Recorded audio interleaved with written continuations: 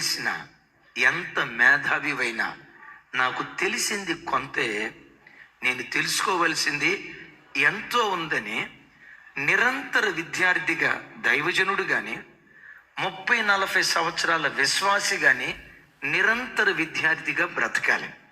ఓ మాటలో చెప్పాలంటే క్రైస్తవుడు ఎప్పుడు లైఫ్ లాంగ్ ఎల్ బోర్డు పెట్టుకొని తిరగాల. ఒక్కరు కూడా ఆమె అని చెప్పలే. మీకు ఇంగ్లీష్ అర్థమైనట్లేదు అనుకుంటా, నేను చెప్పింది తెలుగేగా. ఏ బోర్డు పెట్టుకొని తిరగాలి?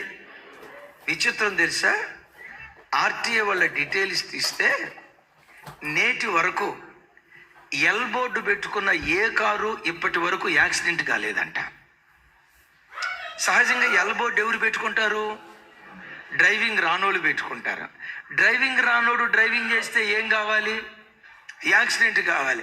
కానీ విచిత్రం ఏంటంటే ఆర్టీఏ రిపోర్టు ప్రకారం టిల్ డేట్ ఈ రోజు వరకు కూడా ఎల్ బోర్డు పెట్టుకున్న ఏ కారు యాక్సిడెంట్ కాలేదంట.